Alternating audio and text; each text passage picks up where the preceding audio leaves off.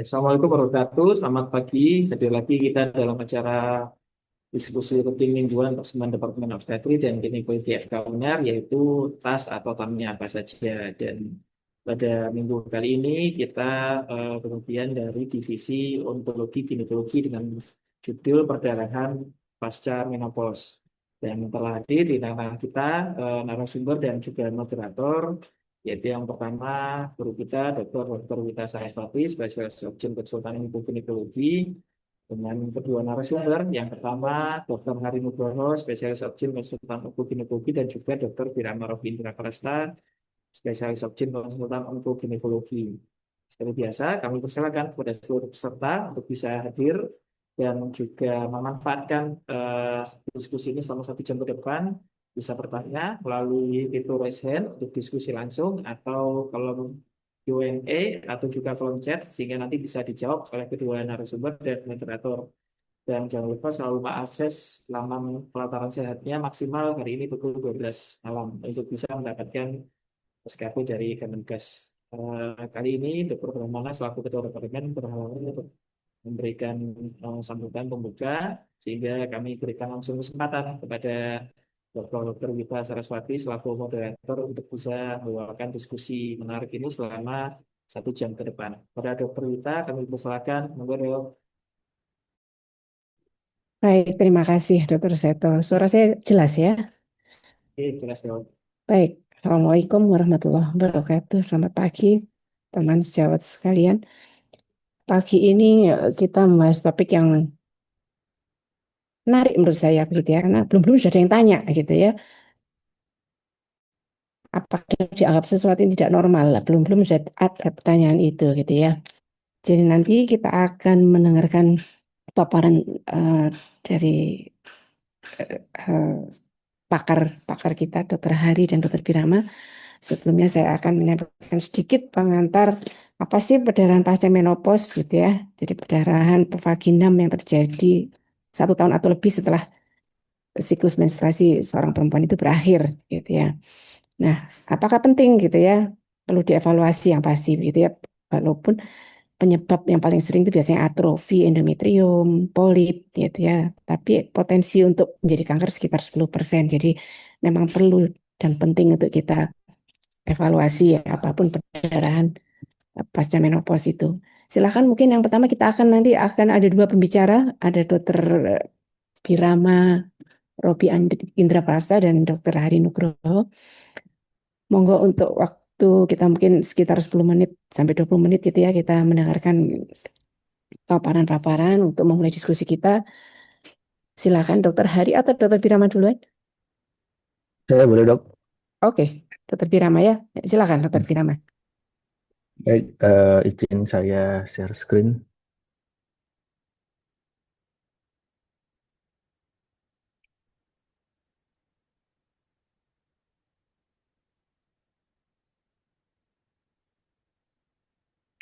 Izin dok, apa slide saya sudah tampak dok? Ya, sudah Dokter Birama. Silakan. Baik, Bismillahirrahmanirrahim. Assalamualaikum warahmatullahi wabarakatuh.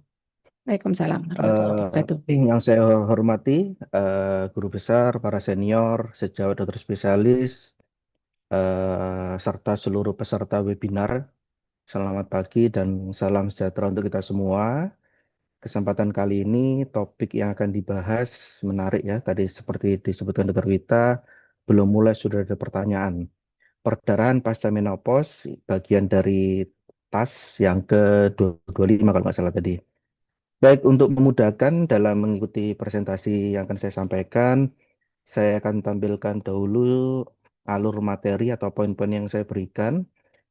Jadi kita akan membahas perdarahan pasca menopause secara ringkas, namun harapannya tetap saya bisa berikan secara menyeluruh dengan 6 poin utama. Yang pertama, kita mulai dari mengapa kondisi ini penting untuk dikenali. Tadi Dr. Harya sudah ada pertanyaan ya.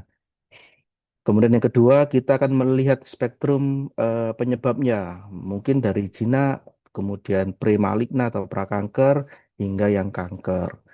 Kemudian yang ketiga, saya akan tunjukkan pendekatan awal dan algoritma praktis yang bisa langsung diterapkan mungkin di klinik. Kemudian yang keempat, kita akan bahas prinsip tata laksana sesuai penyebabnya masing-masing dan mungkin terapi sederhana atau tindakan definitifnya. Dan yang kelima, saya akan tekankan pesan-pesan praktis yang harus selalu diingat pada praktik sehari-hari dan terakhir tentu saja ringkasan inti nanti sebagai penutup. Dengan 6 alur ini, harapan saya seluruh peserta akan mudah mengikuti presentasi saya. Baik, kita mulai yang pertama, mengapa ini penting, begitu ya. Jadi perdarahan pasca menopause itu adalah tanda peringatan yang tidak boleh diabaikan. Hal pertama yang perlu diingat, setiap perdarahan setelah menopause harus dianggap abnormal. Ini tadi pertanyaan Dokter Harya ya. Karena pada fase ini, endometrium itu harusnya sudah tidak aktif, sehingga perdarahan, bila terjadi perdarahan, menandakan mungkin ada masalah. Perdarahan pasca menopause sendiri itu menyumbang 5% dari total kunjungan ke SPOG, ke dokter kandungan. Jadi dari seluruh kunjungan ke dokter kandungan ternyata 5% itu adalah keluarnya perdarahan pasca menopause. Dan dialami 4-11% wanita pasca menopause memiliki keluhan perdarahan. Kemudian berikutnya kita perlu menyadari bahwa setiap 6-9% kasus ternyata berhubungan dengan kanker endometrium. Jadi memang mungkin nanti akan saya jelaskan etiologinya, sebagian besar penyebabnya jinak, tetapi tetap memerlukan evaluasi yang menyeluruh. Jadi pesan kuncinya sederhana, jangan menyepelekan perdarahan pasca menopause karena setiap kasus wajib diperiksa dengan serius. Ini adalah mengapa ini penting. Yang kedua, spektrum etiologinya. Jadi perdarahan pasca menopause ini memiliki spektrum penyebab yang luas dari jinak hingga ganas. Hal yang pertama yang paling sering itu penyebabnya jinak, mulai atrofi, endometrium, mungkin atrofi vagina, polip, atau miom ya. Berikutnya ada kondisi prakanker seperti hiperplasia endometrium. Ini yang perlu diwaspadai karena mungkin bisa berkembang menjadi kanker. Yang lebih serius tentu saja adalah kelompok yang ganas, yang kanker, kanker endometrium sebagai penyebab paling sering. Kemudian jangan lupa juga obat-obatan, terapi hormon, tamoxifen pada pasien dengan CA payudara. Sehingga dengan mengenali spektrum etiologi ini, kita dapat lebih sistematis dalam menyusun langkah-langkah diagnosis pada setiap pasien. Dari up to date menyebutkan penyebab paling sering adalah jinak, yaitu polip. Kemudian diikuti atrofi. Kemudian yang ketiga, pendekatan awal dan algoritma praktis. Langkah awal dalam menangani perdarahan pasca menopause harus sistematis dan sesuai dengan evidence-nya. Jadi hal pertama adalah menggali faktor resiko anamnesis seperti usia lanjut, obesitas, diabetes, apakah ada riwayat keluarga kanker, penggunaan obat-obat tertentu, seperti itu. Kemudian tentu saja pemeriksaan ginekologis langsung, in speculo, inspeksi serviksnya, vaginanya, untuk menyingkirkan kelainan-kelainan lokal di sana. Modalitas utama adalah USG. Kalau bisa ya tentu saja USG transvaginal. Ada patokan ketebalan endometrium, ini saya ambil dari up to date, itu 4 mm. Bila kurang dari itu, biasanya jinak. Jadi transvaginal ultrasound kurang dari sama dengan 4 mm dan homogen, itu kanker umumnya dapat dieliminasi, disingkirkan. Tapi tentu saja bila perdarahannya persisten, tetap butuh disampling ya, diambil untuk dilakukan biopsi. Jadi bila memang tebal atau ada ditemukan massa, maka biopsi, hysteroskopi itu harus dilakukan. Ini merupakan gambar dari endometrium yang atrofi pada pasien yang postmenopause, sedangkan yang sisi yang sebelah kanan itu TVS tampak endometrium yang tebal, heterogen pada pasien postmenopausal bleeding dan ada tampak gambaran mungkin ada polip. Dengan algoritma sederhana ini kita dapat cepat memilah pasien-pasien yang beresiko tinggi dan mungkin membutuhkan evaluasi lebih lanjut. Kemudian yang keempat adalah prinsip tata laksana. Jadi tata laksana perdarahan pasca menopause ini bergantung pada penyebab yang ditemukan. Misalnya untuk atrofi endometrium, kita tahu penyebab perdarahannya mungkin karena mikroerosi. Tata laksananya simptomatik aja. Jadi bila ada keluhan ya mungkin estrogen lokal bila perlu dapat diberikan. Bila ditemukan polip atau lesi jina, tindakan terbaik eksisi karena paling nggak tidak kita dapat sampel, kita dapat periksakan histopatologinya. Kemudian pada hiperplasia yang tanpa atipia mungkin kita bisa terapi progrestin dengan observasi ketat, biasanya sudah cukup efektif. Sedangkan bila terdapat atipia atau bahkan terbukti kanker, maka histerektomi dengan atau tanpa lanjutannya nanti prosedur staging, memang kalau memang dari awal kita sudah dapat samplingnya adalah kanker, maka mungkin surgical staging. Kemudian bila misalnya kanker serviks, maka memiliki algoritma sendiri. Jadi dengan memahami prinsip ini, paling tidak kita dapat menyesuaikan terapi yang tepat dan menghindari over treatment maupun under treatment pada masing-masing etiologinya. Kemudian yang kelima, eh, dalam praktek sehari-hari ada beberapa prinsip sederhana yang sebaiknya perlu diingat. Jadi hal pertama, perlakukan setiap kasus sebagai kemungkinan kanker terlebih dahulu, baru setelah itu pikirkan penyebab jinak. Kemudian pemeriksaan paling penting adalah USG, lebih-lebih transvaginal. Tentu saja dikombinasikan pemeriksaan fisik mulai in speculo hingga bila diperlukan nanti biopsi endometrium. Yang ketiga, bila hasil mencurigakan atau ada konfirmasi keganasan, pasien sebaiknya segera dirujuk ke ginekologi. Dan tentu saja yang terakhir, kita harus ingat bahwa deteksi dini atau diagnostis yang awal, utamanya pada kanker endometrium ini sangat menentukan. Tentu saja karena prognosis akan jauh lebih baik bila didiagnosis ditegakkan pada tahap yang awal. Jadi paling tidak pesan sederhana ini menurut saya krusial karena dengan kewaspadaan dan evaluasi yang lebih dini bisa menyelamatkan atau kondisi pasien atau prognosis pasien yang lebih baik. Kemudian terakhir sebagai penutup, poin-poin utama yang ingin saya sampaikan. Pertama, perdarahan pasca menopause adalah sinyal. Mungkin ya sinyal bahaya, jadi tidak boleh dianggap remeh. Yang kedua, kunci penyelamatan pasien adalah pada diagnosis yang awal, yang dini. Dengan lebih cepat kita diagnosis, tentu saja prognosisnya akan jauh lebih baik. Yang ketiga, USG, transvaginal, kemudian in speculo, biopsi endometrium itu menjadi pemeriksaan utama yang harus dilakukan, tentu saja dengan indikasi yang tadi telah saya sampaikan.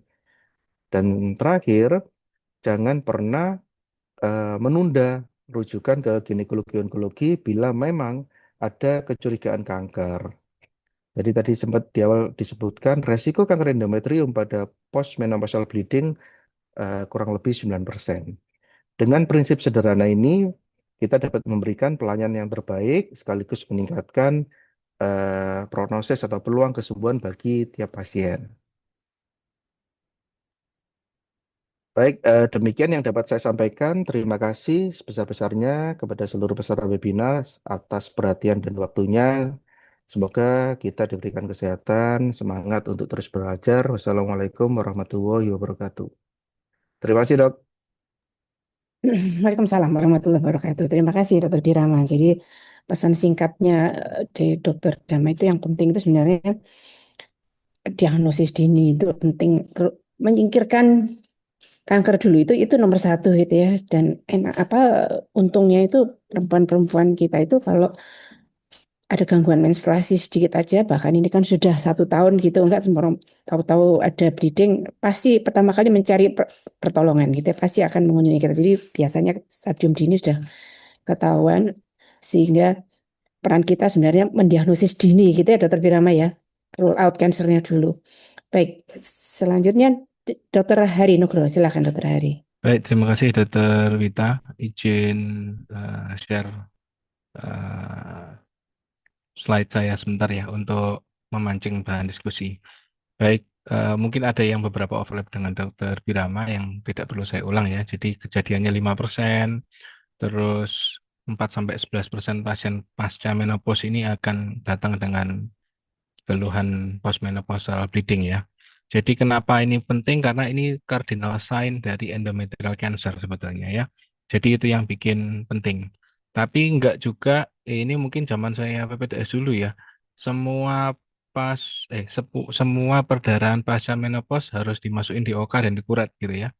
Jadi karena tidak 100% kanker endometrium walaupun dia cardinal sign, maka kita perlu memilih kapan diperlakukan kuret dan enggak.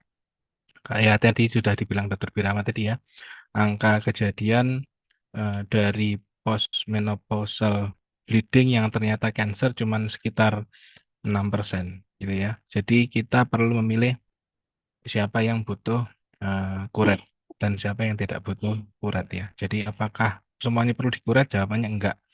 Kapan kuret, kapan konservatif? Tadi sudah dibilang sama Dokter Birama, kalau endometrial thickness-nya kurang atau sama dengan 4 mm dan homogen seperti ini, maka tidak perlu dikuret. Hampir tidak mungkin pasien seperti ini suatu kanker endometrium. Ya. Kalau tebal lebih dari 4 mm dan tidak homogen, atau ternyata sudah dilakukan terapi yang lain, walaupun kecil, tapi tidak ada perbaikan, masih postmenopausal bleeding, baru kita lakukan kuret. Kemudian kuretnya gimana? Apakah harus dilatasi dan kuretase?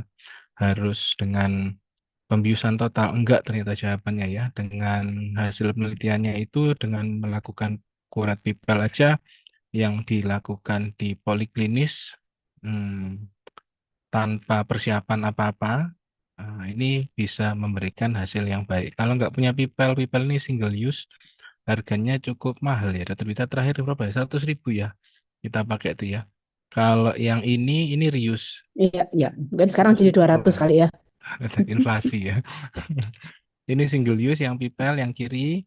Kalau yang sebelah kanan ini multiple use. Ini kalau nggak salah harganya saya beli terakhir itu 500 ribuan dan bisa multiple use. Ada yang 2 mili, 3 mili, 4 mili. Saya sendiri lebih suka yang 2 mili walaupun enaknya ya punya tiga-tiganya ya. Karena kalau yang pakai kecil ini kadang-kadang kalau spesimennya besar dapatnya kurang banyak. Nah, ini pakai di poliklinis aja tanpa persiapan apa-apa, kita spikulo, kita sonde, langsung kita pipel atau kita kuret pakai yang alat itu juga bisa ya. Jadi sesimpel itu diputer terus jaringannya dimasukkan ke formalin, terus dikirim. Dari sana kita bisa melakukan spesimen endometriuma tanpa invasi. Gitu Dokter Wita untuk mancing diskusi. Makasih. Baik, terima kasih Dokter Hari. Kita mulai diskusi ya dari pertanyaan. Ini ada pertanyaan dari Dokter Harya. Gitu ya, tadi mungkin mengawali diskusi atau presentasi tadi itu pertanyaan Dokter Harya. Mau isi bertanya apakah perdarahan pasca menopause selalu dianggap sesuatu yang tidak normal? Tadi dijelaskan dengan presensi Dokter Birama ya. Jadi ya dianggap aja tidak normal gitu ya sampai ter- terbukti bahwa dia jinak gitu ya. Apakah ada perdarahan panjang yang ternyata normal tidak ada kelainan apa-apa? Nah, mungkin Dokter Birama apa mungkin ada perdarahan tapi tidak ada apa-apa gitu ya? Ya, jadi Ya silakan. ya dok, siap, dok. Jadi seperti yang tadi dijelaskan, perdarahan pasca menopause selalu dianggap abnormal sampai terbukti sebaliknya. Jadi wajib dievaluasi karena memang 5-10% mungkin terkait kanker endometrium. Eh, yang tidak normal, yang normal maksudnya itu yang karena penyebab postmenopausal bleeding tadi itu terbanyak adalah jinak ya, misalnya atrofi atau polip. Jadi ya tetap itu adalah sesuatu yang tidak normal seperti itu. Jadi sampai terbukti memang tidak ada apa-apa. Seperti itu, Dok. Jadi apakah ada yang tidak normal, apakah ada yang tetap normal, ya harus dievaluasi. Kalau memang ada postmenopausal bleeding, kemudian sudah dievaluasi tebal, ya langkah selanjutnya mungkin ya dilakukan biopsi. misalnya tipis, ya mungkin kita coba dikonservatif, dilihat apakah masih muncul keluhannya. Gimana ya, Dokter Harya mungkin bisa langsung live, maksudnya pertanyaannya seperti apa, saya juga bingung Ya, menjelaskan. maksudnya itu sudah Ini Dokter Hari. dieksplorasi semuanya. Nah, dieksplorasi sudah ternyata normal itu tidak ada kelainan apa-apa misalnya gitu. Apa ya? Apa ada Mungkin Namun gitu? terminologinya tetap gini, Dok. perdarahan. PMB. Mungkin terminologinya mungkin nggak Mungkin ya. postmenopausal bleeding tanpa kelainan struktural, tanpa kelainan anatomi. Ya, ya, ya. Itu mungkin berarti mungkin ada faktor dari eksternal ya. Gitu. Ya mungkin aja ya ada ya gitu ya. Struktural enggak ada apa-apa ya, termasuk yang kalau yang atrofi kan kita anggap strukturalnya enggak ada apa-apa sebenarnya kan normalnya Iya, pas kalau sama kalau rompos menurut saya, Dok, bleeding mungkin itu. sebagian besar Hmm, sebetulnya ini pengalaman pribadi ya, sebagian besar kalau pengalaman saya pribadi adalah atrofi, Dok, sebetulnya. Nah, mungkin itu yang dimaksud betul. Dokter Harya. Hmm, Jadi mungkin nggak ke perdarahan pasca ya, menopause tapi ternyata normal. Perdarahan pasca menopause sendiri tidak abnormal, mungkin maksudnya Dokter Harya, tapi diperiksa semuanya normal. Mungkin yaitu 30% kasus lebih itu karena atrofi. Gimana membuktikannya atrofi? Nah, dengan melihat ketebalan endometriumnya. Kalau endometrium tipis banget, atrofi ya kita bisa berikan kalau tidak ada kontraindikasi preparat estrogen, baik yang versi eh, apa oles, topikal ataupun oral. Menurut saya gitu, Dok. ya, ya, ya, setuju. Bahkan pada kondisi yang kita anggap normal atrofi itu pun kalau misalnya eh, ya kita eksplorasi yang lain itu cuma ada atrofi begitu, itu juga jangan terus kita loss of follow up ya dokter Hari, dokter Birama. Kalau tetap keluhan itu ada atau atrofi karena ada sebagian kecil walaupun tidak besar, terutama si endometrium yang grade 3 itu awalnya dari atrofi, bukan tidak selalu bahwa si endometrium itu awalnya dari hiperplasia endometrium begitu ya. Jangan sampai kecolongan ini atrofi aja kok enggak apa-apa gitu. Kemudian pasien loss of follow up. Tetap explore apa tetap dievaluasi rutin begitu. Itu karena beberapa berasal dari atrofi endometrium, terutama yang grade 3 atau yang poorly differentiated. Gitu ya dokter Birama, dokter Hari ya. Apapun mesti harus dianggap tidak normal perdarahan pasca menopause itu, gitu ya. Setuju, Walaupun Dok. kausanya jinak awalnya. Ya, ya. Dokter Birama nggak ada tambahan untuk pertanyaan pertama dokter Hari ya? Cukup Pak ya, Dok, jelas. Cukup. Kita lanjut ke pertanyaan kedua. Jika dari USG diduga ada polip endometrium dan kita tidak punya histeroskopi, bolehkah dilakukan kuretase hanya dengan sendok kuret tajam? Monggo, silakan, dokter Hari. Jawabannya boleh, ya, Dok. Tidak punya histeroskopi ya? Boleh, Boleh sekali, boleh. boleh sekali. Boleh banget, gitu Bahkan ya. pakai mikrokuret boleh nggak? Boleh. Bahkan misalnya ini, saya pernah SIS, sonografi insalin gitu kan ya. Terus ngeliat, Ya, nah ini nggak punya histeroskopi, beli mahal, paling murah ya pakai sonografi insalin. Oh, kelihatan ini endometriumnya gitu kan. Terus saya kuret pakai mikrokuret itu, yang 4 mili itu. Terus saya sonografi lagi. Nah, sudah hilang. Berarti dapat polipnya. Murah meriah di poli aja, gitu, Dok. ya, ya. Dokter Birama ada tambahan?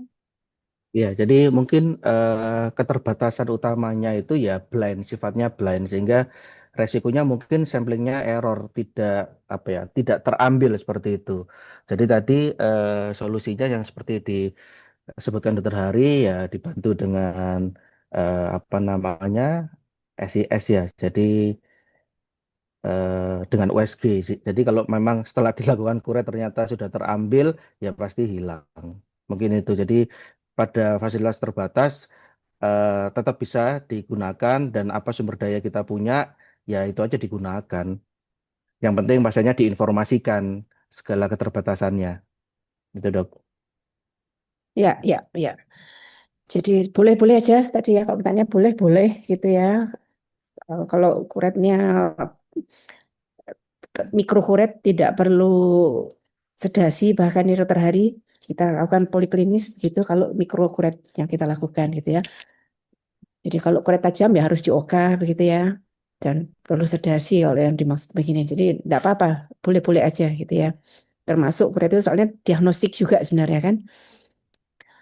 Baik, ada pertanyaan dari Dokter Prita. Assalamualaikum, Waalaikumsalam. Apakah kuret masih pada tempatnya mengingat sudah banyak fasilitas histeroskopi? Terus pertanyaannya kedua, endometrium tipis dan perdarahan berhenti pada hari ketujuh, apa masih tetap kuret? Bolehkah kita observasi saja? Pertanyaan pertama, yaitu tadi sudah banyak histeroskopi masih perlu kuret. Apakah masih perlu kuret? Silakan, Dokter Birama. Ya, jadi inti pertanyaannya posisi kuretase ya dibanding histeroskopi. Kemudian yang kedua, bila endometrium tipis perdarahannya berhenti, apakah dikelola dengan seperti apa? Jadi yang pertama, ya tetap kuretase masih memiliki tempat menurut saya. Eh, Meskipun kita tahu histeroskopi memang jauh lebih unggul. Cuman kan kita harus lihat apa ya eh, secara holistik ya. Pasiennya kalau mungkin bukan BPJS ya mudah sekali kita histeroskopi. Tapi kalau BPJS dan sebagainya itu kan harus dilihat-lihat apa namanya eh, cost benefitnya seperti itu. Jadi menurut saya tetap masih ada tempat. Kemudian itu tentu saja lebih mudah daripada histeroskopi. Histeroskopi persiapannya saja kan cukup banyak. Kemudian eh, yang kedua eh, jika endometrium tipis kemudian Terus perdarahannya perjalanannya berhenti, berhenti, seminggu berhenti. ya Nah, apa berarti masih perlu kuret? kalau guideline-nya harusnya observasi ketat bukan langsung kuretase karena kan tipis juga dan perdarahannya juga berhenti. Jadi seperti itu. Jadi saya setuju cukup observasi ketat. Nanti dievaluasi seperti itu, Dok. Ya, ya, saya setuju ya. Jadi kuret masih pada tempatnya, Dokter Pelita, terutama tempat yang nggak ada histeroskopi. Ada histeroskopi pun ribet persiapannya ya kadang-kadang ya. Kalau yang kedua boleh observasi kalau sudah berhenti dan memang tipis endometriumnya tapi observasi. Dokter Hari ada tambahan untuk pertanyaan Dokter Pelita? Ya, setuju. Bahkan di fasilitas yang ada histeroskopinya pun dan pasien yang ada budget pun tidak selalu saya menggunakan histeroskopi karena lebih cost efektif dengan menggunakan kuret biasa, Dok. Yang kedua, yang tidak perlu sebetulnya ya, endometrium tipis, tetap perlu kuret. Endometrium tipis saja yang tanpa diapa-apakan, tanpa ada Silakan, data silakan. berhenti Tidak apa usah. enggak, Makasih ya, makasih. itu juga nggak perlu kuret, Dok, gitu. Kecuali kalau udah di endometrium tipis, tidak dikuret, kita terapi, tetap tidak berhenti, ya itu mungkin perlu kuret, gitu, Dok. Makasih. Ya, ya. Jadi masih pada tempat observasi malah bahkan tidak perlu kuret kalau memang sudah tipis dan sudah berhenti gitu ya. Ya, ini menyambung pertanyaan berikutnya. Kalau kuret itu di poli atau klinik pribadi, kan kita tidak pakai sedasi gitu ya. Apakah tidak akan ada masalah terkait hukum jika misalnya kemudian perdarahan aktif? Terus pertanyaan kedua dan tidak kalah penting, kan BPJS-nya gimana tuh kalau dikerjakan di poli gitu ya? Apakah diperlukan analgesik suppositoria? Mungkin bisa berbagi pengalaman. Silakan, Dokter Hari. Baik, sampai sekarang berapa puluh tahun sudah ya, jadi SPOG. Nggak pernah ada komplikasi, baik menggunakan pipel maupun mikrokuret. Dan secara statistik pada penelitian lebih besar, complication rate-nya juga sangat kecil. Kalau perdarahan aktif, saya pribadi nggak pernah setelah kuret itu jadi perdarahan aktif, tapi beberapa mengatakan kalau ada perdarahan aktif, tinggal di apa masang kasa ditekan gitu ya, terus diberikan seperti asam traneksamat itu bisa menghentikan. Jadi kalau mau nyoba melakukan itu, complication rate-nya sangat kecil ya. Apalagi pakai yang pipel itu, kalau dipaksa terus itu nggak bisa jebol juga. Malah Ya, ininya apa? karena dari plastik ya, dia ya. Plastik. Malah ininya bengkok Ya, itu. Malah ininya ya, bengkok. ya, ya. Yang mikrokuret kecil itu pun juga seperti itu. Cuman saya selalu milih, saya lihat dulu secara transvaginal ultrasound, apakah fundusnya ini ada curiga infiltrasi. Kalau misalnya tebal, terus ada curiga infiltrasi ke fundusnya, mungkin saya spesimennya ngambil nggak sepanjang fundus. Jadi kan saya sonde dulu itu. sondenya saya cocokkan dengan tracing dari ultrasonnya. Trace-nya misalnya 7 cm. Ya berarti saya setelah 7 cm itu harus berhenti tanpa perlu merasakan tekanan dari fundusnya. Terus saya fokus ngambil spesimennya ke lateralnya. Sampai Ya. sekarang seperti itu nggak ada masalah. Terus analgetik nggak perlu sama sekali. Jadi saya pakai yang no touch teknik itu, saya bersihkan, desinfeksi, terus langsung saya sonde ke eh, OUE-nya, terus langsung saya kuret. Nggak pernah ada yang ngerasa kesakitan sama sekali. Nah, klaim BPJS, nah ini mungkin Dokter Wita yang lebih tahu. Saya kurang tahu ini. Kasih dok. Dokter Birama ada tambahan? Ya, mungkin saya juga ingin diskusi sama Dokter Hari. Mungkin yang dijelaskan Dokter Hari itu adalah mikrokuret atau pipel ya. Jadi bukan yang dilatasi kuretase yang pakai fungsi Betul. nasarkan. Ya, ya, Jadi, itu jadi maksudnya ya. Mungkin ya, ya jadi pasti. bukan Mm-mm. kuretase yang kuretase kayak abortus incomplete yang harus dikuret disendoi itu bukan ya. Jadi ini tuh yang mikrokuret untuk mengambil apa ya sampling atau penggunaan pipel. Oleh karena itu Dokter Hari tadi menyampaikan bahkan tidak perlu analgesia, memang Analgesik. betul. Jadi kadangkala mungkin dan tindakannya pun juga tidak terlalu lama. Bahkan kadang-kala pasien juga tidak tahu itu sudah selesai seperti itu. Jadi bukan yang dilatasi kuretase ya. Jadi itu mungkin dok tambahan saya dok. Ya, ya, ya. Jadi perlu perlu kita kritisi begini ya. Jadi kalau sampai yang penting adalah eh, apa ya diagnostiknya dulu lah di awal gitu ya. Kalau misalnya masa di kawum uternya terlalu besar ya jangan pipel gitu ya. Artinya kalau misalnya kita nanti takut nanti malah perdarahan, kalau even dengan pipel atau mikrokuret. Jadi diagnostik untuk poliklinis yang histeroskopi office gitu ya, histeroskopi ya, mikrokuret yang poliklinis itu kita mesti memang tahu batasannya kapan kita melakukan itu poliklinis gitu ya. Tidak semua perdarahan terus kita poliklinis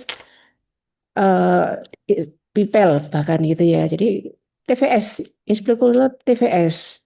Jadi kita paling tidak tahu ini apa yang mau saya pipel gitu ya kan gitu. Jadi kalau sudah jelas masanya besar, kemudian masa kemudian itu besar, kemudian kita artinya ada miss-nya juga kalau kita mikrokuret aja gitu ya, walaupun poliklinis itu miss. Jadi grade dari grading kalau misalnya itu CA endometrium misalnya begitu ternyata itu juga bisa miss kalau kita cuma ngambil sedikit dari masa kavum utrinya gitu ya, Dokter Hari, Dokter Birama ya. Kalau Izin saya saya perdarahan nambahkan banyak dok, di boleh dok? pipel berarti ya salah gitu ya diagnosisnya. Ya, Ya. Pada kasus yang sudah di mikrokuret atau di pipel, ternyata hasilnya hiperplasia with atipia, sangat disarankan untuk dilakukan dilatasi dan kuretase minimal atau kalau mau ada histeroskopi guided biopsi endometrium. Karena ternyata yang hiperplasia with atipi, bukan without ya, yang with atipi, ternyata setelah dilakukan dilatasi kuretase atau histeroskopi guided biopsi 30% didapatkan CA endometrium. Jadi jangan menegakkan diagnosa hiperplasi endometrium with atipia hanya dengan pipel ataupun mikrokuret. Harus dapat spesimen lebih besar untuk menyingkirkan ini suatu CA endometrium. Gitu dok.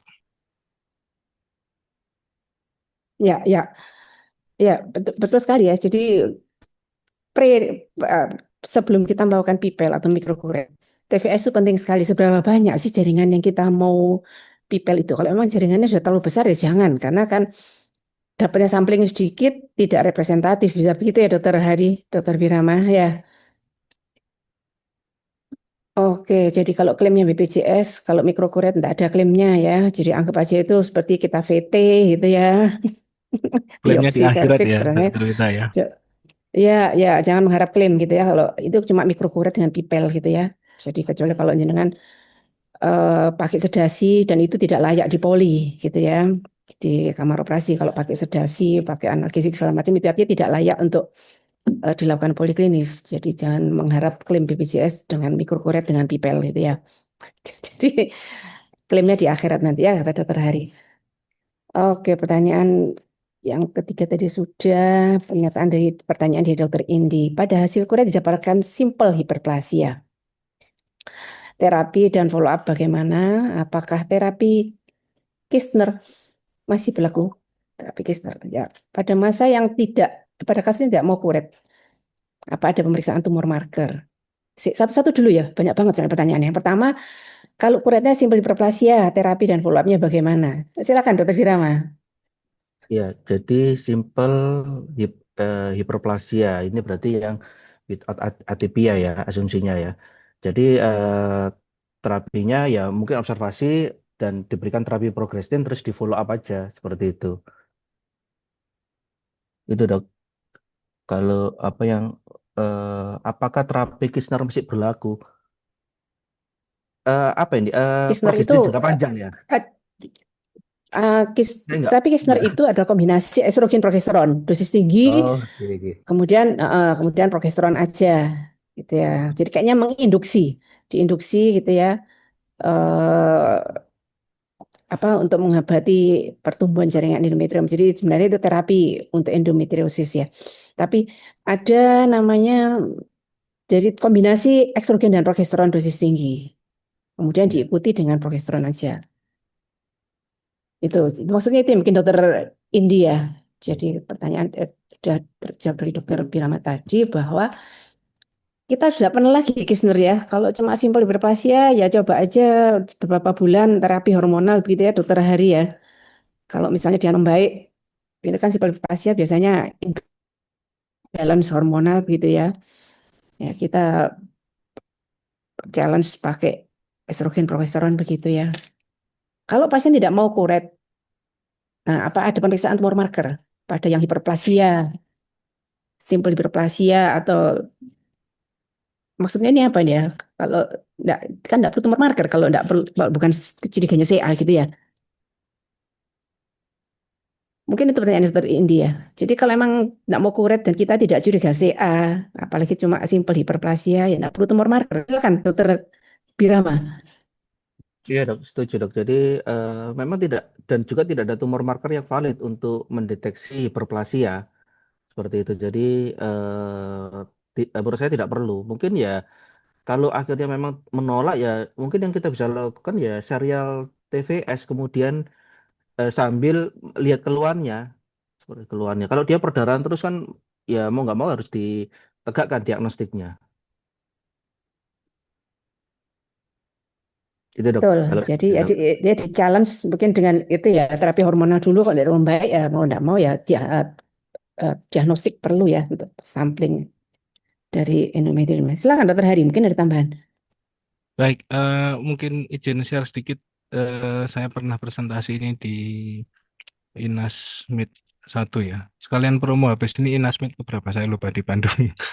Dua, Jadi kedua apa ya? ketiga apa keempat lupa saya ya. Ketiga ya. Jadi kalau Ya, ya. endometrial hiperplasia itu kita harus lihat dulu dokter Indi apakah with atipia atau without atipia. Kalau without atipia terbaiknya adalah terapi progestin ya, bukan Kirschner treatment ya. Kirschner treatment itu yang seperti bilang dokter Vita lagi sudah ditinggalkan ya. Jadi terapi progestin kalau high risk, obesitas, pasiennya non compliant dan sebagainya histerektomi. Tapi kalau with atipia lebih baik di histerektomi. Tapi kalau nggak mau, alternatifnya adalah terapi progestin. Nah, kalau setelah diterapi ini ya, terapi progestin yang banyak terbaik, baik untuk with atipia maupun without atipia adalah levonorgestrel atau LNG AUS, ya US ya. Saya nggak mau ngomong merek nanti kena nanti. Terus alternatifnya ada MPA, Megestrol, Notresteron, Micronized Progesterone dan sebagainya. Paling murah ya dikasih OSI ya. Terus apakah setelah diterapi ditinggalkan? Enggak, jadi ada mana tadi ya? Ada monitornya. Setelah diterapi ini harus monitoring kuret ulang ya. Kuret ulang karena enggak ada eh, tumor marker yang baik, jadi tetap kuret ulang. Kalau yang without atipia kurang lebih 6 bulan sampai 1 tahun. Kalau yang with atipia kurang lebih 3 bulanan selama 2 tahun. Mungkin gitu dokter Wita tambahannya. Ya, menyambung pertanyaan tadi Dokter India ada yang bisa membantu diagnosis selain USG transvaginal apa? Masuk mau MRI gitu ya? Nggak mau USG transvaginal. Kalau faktor prediksi ada 4F, 40, female, fat gitu ya mungkin ya. Satu lagi lupa aku. Tapi pada USG-nya atrofi, apa ada indikasi kuret? Ada 4F ini, lemu gitu ya. Masih pada tempatnya enggak? TVS-nya, ini TVS loh ya, TVS-nya atrofi. Nah, apa ada indikasi kuret? Silakan, Dokter Birama. Ya, Dokter Rena, ini orang eh, ada predisposisi 4F itu. ya. Ya, Jadi kalau dilihat keluarnya dok, kalau memang apa ya penyebab perdarahannya kan tidak hanya hiperplasia dok. Jadi mungkin ada polip, ada atrofi. Jadi eh, kalau saya bukan kuretasenya yang jadi fokus saya kalau tipis, jadi lihat penyebab lain selain hiperplasia. Mungkin ada polip, mungkin ada apa namanya yang lainnya selain atrofi. Kan memang tadi atrofi salah satu penyebab jinak ya. Tapi kan ada juga yang lain yang polip. Itu kan mungkin dari pemeriksaan TVS sulit. Mungkin bisa dilanjutkan pemeriksaan misalnya yang eh, salin USG itu untuk melihat bagaimana kontur dari apa kavum endometriumnya. Mungkin itu. Tapi bukan kuretnya dulu dok. Kalau saya kalau atrofi ya saya nggak mengarah ke kuret gitu. Tapi harus dicari ini kenapa kok perdarahan terus. Jadi harus dilihat lebih justru lebih apa lebih teliti lagi kira-kira ini mengarahnya kemana selain dari karena hiperplasia karena didapatkan TVS-nya dengan ketebalan endometriumnya kurang dari 4 mili tadi ya itu dok kalau dari saya dok. ya, ya, ya. Bukan masalah di kuretnya sebenarnya ya, tapi kenapa atrofi misalnya gitu kok berisi perdarahan terus dia mesti lebih detail evaluasinya ya. Dokter Hari silakan. Ya, kalau less likely sebetulnya ya. Orang USG-nya atrofi kurang dari 4 milimeter, homogen, tapi ada 4F. 4F itu yang dibilang Dr. Wita tadi, female, forty, fat, fertile. Ya, itu berarti kan hiperestrogen. Eh, boleh nggak dikuret? Nggak apa-apa kalau menurut saya, minimal pipel aja. Jadi kalau nggak punya USG transvaginal gitu ya, mungkin jarang ya nggak punya USG transvaginal. Tapi kalau misalnya ada yang mengcompare ini. Satunya dilakukan USG transvaginal, satunya dilakukan kuret pipel. Ternyata diagnostiknya sama. Jadi misalnya nggak yakin sama USG-nya atau masih perdarahannya, ini di kuret pipel aja nggak apa-apa dok, menurut saya. Ya, ya untuk diagnosis toh pipel itu ya tidak invasif begitu ya, tidak Iya, kata invasif Dokter Birama tadi, bahkan pasiennya nggak tahu ini di kuret nggak ini. sudah dilakukan pipel nggak terasa dan nggak bisa diklaimkan PJS lagi gitu kan. Jadi itu tindakan yang tidak berasa. Baik, ini ada pertanyaan dari Dr. Wahyu. Bagaimana PPK-nya di RSDS atau RSUA biar bisa dicontoh? PPK-nya ini apa ini PPK-nya ya, Dokter Birama, Dokter Hadi silakan. PPK. Nah, apa ada dok ya PPK-nya postnatal bleeding itu kok nggak ya kita PPK kalau di onko yang kanker dok ya mengarah ke arah kanker itu dok. Iya gitu ya. Kalau misalnya PPK-nya postmenopausal bleeding kok nggak ada ya. Kita PPK-nya itu PPK endometrium ya karena divisi onko. Eh, Cuma tadi algoritma tadi yang kita lalui itu aja semua dan berlaku ya untuk bagaimana rule out cancer dulu itu mungkin maksudnya Dokter Wahyu itu ya. Jadi kalau SCA ya sudah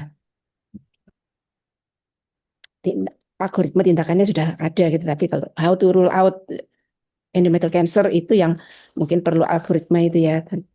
Nggak ada PPK-nya, Dokter Wahyu. RSUA rasanya juga nggak ada. Dokter Hari ada tambahan nggak? Mungkin ya buku yang ini ya, buku panduannya yang punyanya Onko itu ya, nggak spesifik ke postmenopausal, teman mungkin saya endometriumnya ya. Itu kan free Iya, ya, how bisa diagnostik itu di-download di pemeriksaan Google diagnostik. Books.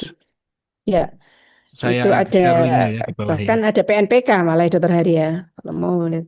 Mm-mm. Iya, iya. Oke, ini ada pertanyaan matur nuwun dokter, jika penggunaan topikal pada yang kasus atrofi, apakah harus sampai masuk porsio dokter, topikal estrogennya? Atau seperti apa dan apakah ada rekomendasi sediaannya dokter yang bisa digunakan supaya pasien lebih nyaman? Silakan dokter Birama. Iya. Apakah topikal itu harus masuk sampai kafum, ngelewati porsio gitu? Tidak perlu tidak perlu diarahkan ya. Karena sediaannya itu kayak ini, kayak salep yang ada ujungnya itu tinggal ditekan seperti itu. Jadi bukan yang apa jari kita dimasukkan terus dioles gitu, bukan seperti itu. Jadi nggak perlu diarahkan sampai porsi, apalagi sampai masuk ke apa namanya ke kafunya. Nggak perlu seperti itu. Kan itu nanti kan akan diserap di mukosa dari vaginanya. Nah ini, apakah ada rekomendasinya sediaannya apa? Merek berarti ya ini ya. Japri aja kalau merek ya. Gitu Dokter Hari aja. silakan. Baik, penggunaan topikalnya nggak harus masuk porsio ya. Jadi ada beberapa merek ya. Ada yang dioleskan masuk vagina, ada yang di subkutan kulit. Tidak ada satu lebih unggul daripada yang lainnya. Bahkan kalau dibandingkan sama yang oral juga tidak lebih unggul dari yang lainnya. Cara penggunaannya bisa ngikuti merek yang dituju. Ada dosisnya juga. Ada yang pakai kayak palet gitu ya. Palet terus ada kotaknya separuh dosis, satu full dosis. Ada yang pakai model apa itu odol kebalik. Terus yang masuk vagina itu ya diseret. Seberapa banyak miligramnya cocok itu dia akan berhenti di titik maksimal, tak terus dilepas, dimasukkan vagina. Sama aja, bebas. Cara penggunaannya bisa dipilih yang mana dan mengikuti protokolnya gitu dok. Ya, ya, ya, maaf ya, nggak bisa nyebut merek ya, nggak bisa dianeh itu ya. Japri dokter Birama, dokter Hari aja. Di googling aja dok, Di estrogen googling topikal. topikal, nanti keluar Ya. macam-macam gitu ya. Untuk kasus atrofi, penggunaan topikal estrogen berapa lama dan apakah ada evaluasi ulangan jika tidak ada keluhan? Terima kasih dokter. Sama mungkin pertanyaannya ini ya dokter Vitamaya nyambung ya. Untuk follow up-nya itu sampai kapan? Apakah tiap berapa bulan sekali kita harus evaluasi? Gitu, silakan. Ini baik. Ini untuk yang topikal mungkin dokter Vitamaya atau kalau yang hiperplasia, yang pertanyaan nyambungnya di hiperplasia atau yang atrofi. Soalnya pertanyaannya cuma untuk follow up-nya sampai kapan ya? Itu mungkin postmenopausal bleeding yang penyebabnya bisa atrofi atau hiperplasia gitu mungkin ya. Maksudnya ya. Silakan, Dokter Hari.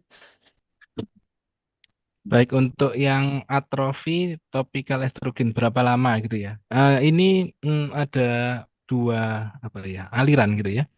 Yang satu mm, karena gini kan, karena kita memberikan estrogen pada pasien postmenopausal, di mana estrogen ini punya risk untuk memberikan penyakit lain kan gitu ya. Jadi concernnya kalau kebanyakan masalah, kalau kurang masalah karena atrofinya tidak teratasi. Jadi kalau saya pribadi, saya akan memberikan dengan dosis terendah dulu sampai dia keluhannya hilang.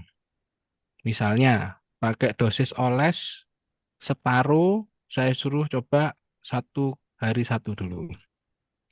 Oh hilang, saya minta kurangin 2 hari sekali. Oh nggak enak, enak sehari separuh dosis. Ya berarti pada pasien ini sehari separuh dosis. Kalau pasiennya concern, overthinking, gua nanti ini kayak banyak estrogen masalah ini. Setelah keluhannya hilang, saya coba minta stop. Kalau ternyata nggak ada masalah, ya udah nggak usah dikasih. Nanti kalau ada masalah baru dikasih lagi, gitu kan? Atau begitu di stop 1 hari udah kayak gitu lagi, ya berarti dikasih lagi. Jadi estrogen dependensinya tiap pasien akan berbeda. Begitu juga banyaknya reseptor estrogen pada tiap endometrium pasien itu berbeda. Saya berusaha pakai sekecil mungkin untuk mengurangi keluhan, tapi tidak berlebihan sehingga tidak memberikan resiko ke yang lain. Approach-nya seperti itu, mungkin di tapering off. Makasih, Dr. Wita. Ya, ya, silakan Dokter Birama mungkin menambahkan. Ya, tapering off dan itu individual banget ya Dokter Hari ya. Iya dok, setuju dok. Jadi memang Hmm. tiap pasien berbeda, disesuaikan dengan keluhannya. Jadi kan keluhan apa namanya postmenopausalnya seperti apa. Jadi mungkin yang pernah saya berikan ya yang krim itu Mungkin dalam 2 minggu pertama dicoba 2 kali seminggu, kemudian dilihat aja untuk maintenance-nya seperti apa. Karena ya seperti disampaikan dokter Hari, hati-hati dengan pemberian efek samping apa estrogennya itu kan juga banyak, itu juga harus hati-hati. Jadi disesuaikan aja. Nggak ada dosis yang memang sama tiap pasien karena derajat keluarnya mungkin juga akan berbeda.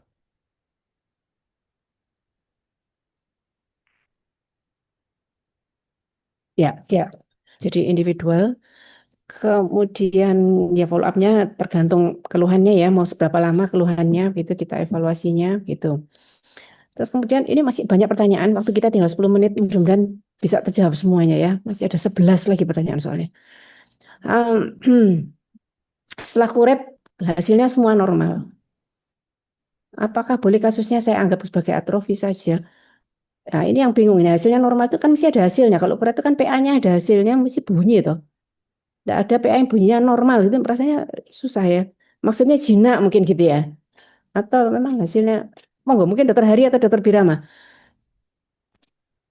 Mungkin Sudah jawabannya dikuret, hmm? proliferasi gitu ya. Ya, jadi Mungkin normalnya itu ya mungkin mungkin ya. Tapi itu pun non patologis mungkin ya, non patologis. mungkin Nggak ada mungkin polip, nggak ada ya cancer gitu mungkin ya dok ya. ya artinya proliferasi pun untuk postmenopausal bleeding kita harus eksplorasi toh proliferasinya dari mana. Harusnya tidak ada proliferasi mestinya ya. Artinya ya eh, kalau misalnya hasilnya dianggap atrofi, ya monggo-monggo saja begitu ya. Artinya kan klinis kita yang tahu, artinya jenengan yang tahu apakah itu secara TVS memang atrofi begitu ya. Sehingga kemudian dan keluhannya menghilang gitu kita boleh evaluasi aja. Dokter Firman ada tambahan untuk pertanyaan ini? Iya dok, setuju dok. Jadi seperti tadi di apa presentasi kita itu kan atrofi endometrium itu kan penyebab paling umum pada perdana pasca menopause 60 sampai 80% ya. Jadi hasil kuret yang normal yang tadi ditanyakan yang dianggap normal ya berarti memang tanpa mungkin hanya tanpa endometrium tipis atau atrofi tanpa hiperplasia atau keganasan. Jadi menurut saya ya follow up. Jadi tetap harus di follow up, kontrol sambil dilihat keluarnya apa. Kan keluarnya pasien ini datang dengan perdarahan. Itu nanti yang harus di follow up dan tetap harus dicari bila bila memang terjadi perdarahan berulang. Itu aja dok. Ya, ya, ya. Itu ya. Jadi kemudian ini ada pertanyaan kalau misalnya karena ada menopause ya, terus stenosis atau atrofis, sonda aja nggak bisa masuk gitu ya. Nah, mohon arahannya apakah menemukan seperti ini lagi, bagaimana kita ambil samplingnya?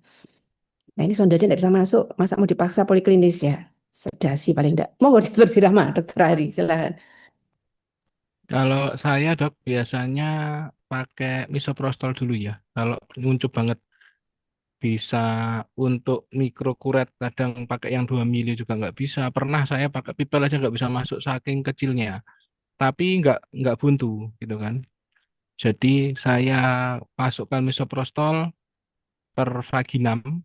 Saya masukkan kayak ripening itu di serviksnya. Kemudian saya coba lagi. Pernah juga kayak gitu gagal. Saya kasih dulu H-1, besoknya saya sonda.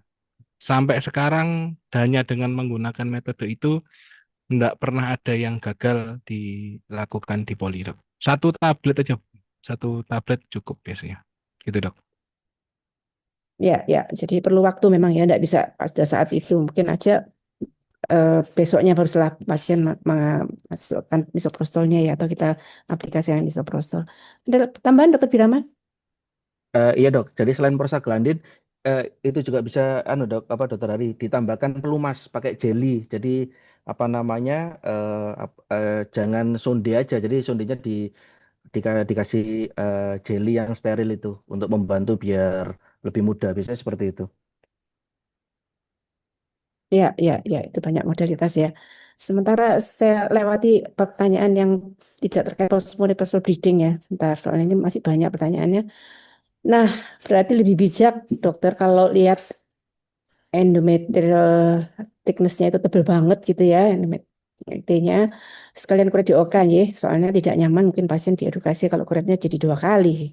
Jadi kalau misalnya ini pada TVS-nya tebal, nah itu berarti mending kuret di OK saja ya, karena kalau tidak nyaman, karena mungkin sekarang di mikro, betul nanti di OK perlu kuret juga. Silakan, Dokter Hari.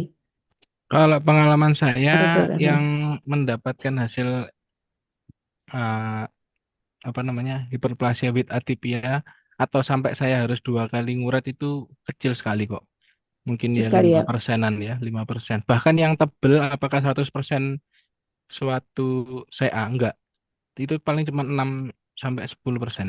Jadi kalau menurut saya hanya dengan melihat, wah ini kayaknya nggak wise untuk melakukan kuret 2 kali, yang mungkin hanya terjadi 5 dari 100 kasus, berarti kita melakukan 19 kuret di OK pada 20 kasus, yang padahal yang butuh cuma satu. Kayaknya statistically speaking nggak wise juga ya. Jadi menurut saya nggak apa-apa, kita tetap lakukan di poliklinis. Yang saya Poli. endometrium pun hampir 100% terdiagnosa dengan kuret. Jadi yang sampai perlu 2 kali itu Ya, ya, pengalaman saya pribadi cuma 5%. Jadi menurut saya ya tetap boleh poliklinis aja dulu gitu. Makasih. ya. Yang penting itu evaluasi atau observasinya gitu ya. Jangan karena kita mikrokuret sudah dapat hasil yang itu kemudian pasien ya enggak apa-apa gitu ya, enggak perlu follow up, rasanya itu yang enggak bijak gitu ya. Dokter Bina silakan. Iya, setuju dok. Tapi saya menyadari pertanyaan-pertanyaan seperti ini itu kan mungkin kendala misalnya di daerah yang harus BPJS itu kan memikirkan hal itu dok. Jadi apalagi harus nyari pipel, nggak punya mikrokuret, mungkin ya dan nggak bisa diklaim terkait biayanya dan sebagainya. Jadi ya mungkin langsung di OK mungkin ya pilihannya cuma itu dok. Ya, ya, Seperti ya, itu ya, mungkin. bisa, ya, ya, bisa dimengerti ya, bisa dimengerti. Tergantung settingnya memang jenengan sudah ada di mana begitu ya, dan fasilitas yang ada di tempat jenengan. Eh, Menurut pengalaman dokter, jika ada simpel hiperplasia, challenge estrogen progesteron berapa bulan dan kapan saya evaluasi kembali? Silakan dokter Birama. Jika ada jadi yang non tanpa atipia silakan dievaluasi. Tapi biasanya saya mengevaluasinya minimal 3 bulan, 3 sampai 6 bulan untuk setelah itu dilihat apa namanya dievaluasi lagi seperti itu. Jadi minimal saya melakukan terapi ini 3 sampai 6 bulan untuk melihat respon dari pemberian terapi terkait keluhannya. Ya, ya, setuju. Ini ada pertanyaan dokter Maudie yang mungkin berkelanjutan ya. Pasien sudah menopause 3 tahun, umur 53. Ternyata kemudian haid rutin lagi dan laboratoriumnya estrogennya masih normal gitu ya. Nah, ini apa perlu kuret juga? Ini sudah 3 tahun post menopause, setelah umur 53 kemudian haid rutin lagi dan laboratoriumnya estrogennya masih normal gitu ya. Nah, apa ya perlu kuret lagi? Silakan dokter Hari. Nah, ini menarik nih pertanyaannya nih ya. Menarik. Jadi kemarin mungkin belum Belum mungkin menopause benar kali ya? belum menebas bener gitu ya. Kok tiba-tiba habis tiga Ya, tahun mens lagi? Mungkin nggak. Saya sih belum ya, pernah dapat ya. Tapi ya namanya mungkin mungkin aja. Nah, ini kan otomatis kalau dia haid lagi maka ikut statistik yang grup yang menstruasi masih menstruasi belum menopause yaitu 15 milimeter batasannya ya pada beberapa literatur tertentu. Nah, kalau ragu gimana? Uret aja. Pokoknya ya, ya. kalau ragu Diagnostik nantinya diagnostik aja. dapat spesimen ya? Toh kan cuman mikrokuret aja di poli. Menurut saya kalau ragu Ya, membingungkan gold standarnya histologi kita kuret aja dok. ya. Ini sudah jam 11, tapi kita membahas 2 pertanyaan yang penting. Tidak apa-apa, tambah sedikit lagi, Dokter Seto ya. Jangan di-cut dulu ya. Eh, Peranan 3D TVS Doppler untuk mendiagnosis kelainan endometrium. Perlu nggak? Ya, mungkin anu ya. Untuk kelainan endometrium 3D TVS. Ya, kalau punya silahkan gitu ya. Dokter Pira, silakan. Ya. Kalau saya belum ada pengalaman dok terkait penggunaan 3D Doppler untuk mengevaluasi kontur dari endometrium dok. Ya, saya juga enggak, karena saya lebih percaya TVS yang biasa itu ya. Kemudian kalau tebel ya tinggal diagnostik mikrokuret atau pipel gitu ya. Dokter Hari keputus ya atau saya yang enggak bagus sinyalnya ya Dokter Birama? Ada dok, saya dok, siap. Ada kok. Oh ada. Oke. Iya Ya, ya, oke. Ya. Silakan ya Dokter kalau Dokter saya Hari 3D ada TVS. 3D, TVS ya tambah enak dok. Cuma Ya, dipakai pertanyaannya aja gitu ya. apakah, ya tapi apakah butuh untuk mendiagnosakan endometrium? Enggak, saya itu lebih prefer punya USG 2D yang sensitif, yang high performance, yang nggak nge-lag gitu ya. Terus frekuensinya benar-benar akurat, tapi nggak perlu Doppler pun nggak apa-apa. Lebih baik punya Doppler, tapi nggak usah 3D. Kalau saya 2D yang bagus, yang proper, itu udah hampir, ini ngomong ginekologi ya, obstetri bukan dunia kami, jadi kurang tahu. Tapi kalau ginekologi, USG 2D yang proper, ada Dopplernya, itu udah sangat cukup. Makasih. Ya, ya. Kalau ada fasilitasnya pakai aja gitu. Tapi kalau nggak ada terus jangan terus mengada-ada yang mau 3D TVS gitu ya maksudnya Dokter Hari, Dokter Birama. Oh, Malah lebih pertanyaan baik, terakhir, lebih murah pakai SAS, dok. 2D SAS. SIS ya. Ya, ya. Pertanyaan terakhir dan ini sebagai pertanyaan gong dari Dokter Pujo, adakah peran histeroskopi pada kasus hiperplasia postmenopausal bleeding? Silakan Dokter Birama. Jadi kalau pada postmenopausal bleeding itu menurut saya kalau histeroskopi ya kan nanti apa namanya goalnya nanti kan kita mengambil untuk biopsi. Jadi kalau ada Sampling. histeroskopi sampling, jadi kalau ada histeroskopi sumber dayanya ada ya nggak apa-apa ya kita malah bisa evaluasi lebih menyeluruh. Apalagi bila hasil USG atau biopsi endometriumnya yang sebelumnya dilakukan tidak konklusif. Jadi sudah dilakukan biopsi ternyata tidak konklusif, tapi masih ada keluhan terus mungkin histeroskopi. Seperti Ya, jadi karena maksudnya berikutnya biopsinya atau histeroskopi. anunya jadi terarah ya dengan histeroskopi itu ya. Mana daerah yang mau dibiopsi atau dikuret itu ya. Dokter Heri, silakan. Ya dok, boleh. Jadi kalau misalnya postmenopausal bleeding yang memang indikasi untuk di histeroskopi, kita lakukan histeroskopi. Tapi postmenopausal bleeding, first line treatmentnya bukan semuanya di histeroskopi dok. Jadi saya takutnya nanti mereka, wah ya saya punya histeroskopi, semua tak histeroskopi. Enggak ya. Jadi tetap ikut guideline yang sudah kita bicarakan tadi, dilihat TVS dulu yang paling low cost. Oh, TVS-nya kurang dari 4 mili ya most likely atrofi, kasih aja estrogen treatment. Lebih dari 4 mili punya histeroskopi, ya boleh pakai histeroskopi. Gitu dok, terima kasih. Ya, ya, ya. Mungkin terakhir pertanyaan Dokter Pujo tadi. Oh, ada satu lagi. Tapi kalau minta main terus saya. Nah, itu sudah pertanyaan dari sama di Dokter Maureen tadi ya. 12 bulan tidak main, terus main lagi, tapi satu siklus. Nah, tetap kuret saja atau enggak? Ya kalau keluhannya sudah ada, enggak ada, dan kemudian sudah selesai cuma satu kali aja menstruasinya ya sudah enggak ada terapi apa ya observasi aja gitu ya enggak harus kuret gitu ya apalagi kalau keluhannya sudah enggak ada kemudian TVS-nya bersih enggak ada penebalan dan eh, yang dicurigai anomali enggak ada ya enggak perlu kuret gitu ya Dokter Hari Dokter Birama bisa saya tutup ya soalnya Dokter Seto kayaknya sudah muncul untuk menghentikan. Jadi sedikit mungkin yang bisa sebagai rangkuman, jadi postmenopausal bleeding itu penting, ya, jangan meremehkan karena kita harus merule out adanya CA, walaupun sekitar 6-11% saja gitu ya, tapi tetap harus di rule out karena diagnosis dini itu penting untuk treatment yang sempurna, yang bisa paripurna ya kalau dini lebih baik eh, apa survivalnya.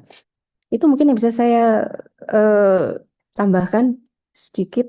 Em, Mungkin ada tambahan Dokter Birama, Dokter Hari, sebelum saya kembalikan ke Dokter Seto. Saya cukup dok. Cukup dok, Ya, terima kasih.